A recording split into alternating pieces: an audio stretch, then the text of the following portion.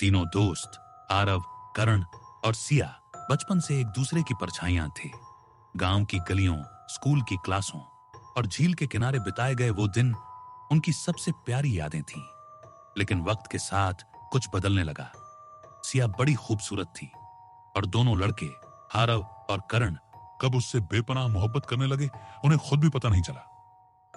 एक शाम झील के किनारे करण और सिया बैठे थे।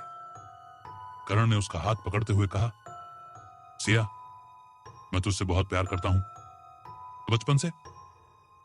सिया कुछ नहीं बोली। उसकी आंखें झील के पानी में खोई थी। वो बोली, करण, मैं तुम्हें बहुत अच्छा दोस्त मानती हूं, लेकिन प्यार मैं अभी तय नहीं कर सकती। अगले दिन जब आरव ने भी सिया से अपने दिल की बात कही, उसने वही जवाब दिया, मैं अभी तय नहीं कर सकती। लेकिन करण को यह बात मंजूर नहीं थी। उसने आरव को एक सुनसान जगह पर रोका और धमकाया, अगर तूने फिर कभी सिया से बात की तो तू जिंदा नहीं बचेगा। आरव चुप रहा। उसने सोचा शायद करण का गुस्सा कुछ दिनों में ठंडा पड़ जाएगा।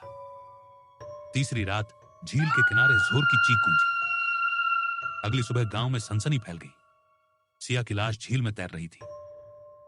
गांव वाले बोले, पैर फिसल गया होगा, रात को कौन झील पर जाता है।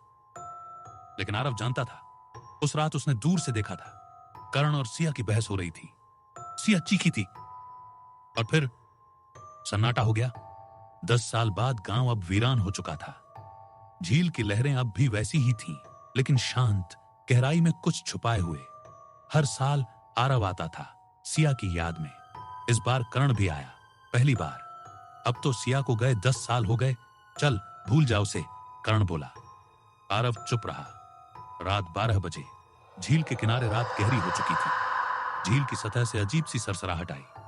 फिर एक धीमी आवाज, आरव, करण, आओ मेरे पास। धुंध में से एक साया बाहर आया।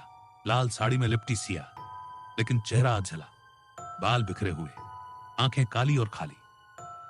तुम दोनों ने मेरा प्यार अधूरा छोड़ा, अब मेरी बारी है। करण डर के मारे भागने लगा। सिया, मैं तुझसे प्यार करता था, आरव चिल्लाया। लेकिन करण का पैर फिसला और जैसे किसी ने उसे खींच लिया। झील में खून के बुलबुले उभरे और सब शांत। आरव वहीं बैठा रहा, रोता रहा। मैं तुझसे प्यार करता था और करता रहूंगा। सिया की रूह पास आई। उसका अधजला चेहरा अब शांत था।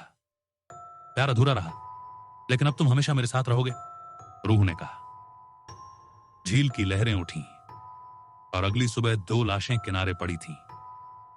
अभी गांव के बुजुर्ग कहते हैं, रात को झील के पास मत जाना, वहां कोई एक अधूरा प्यार पूरा कर रहा है। कभी किसी को साथ ले जाकर, कभी किसी के दिल में रहकर,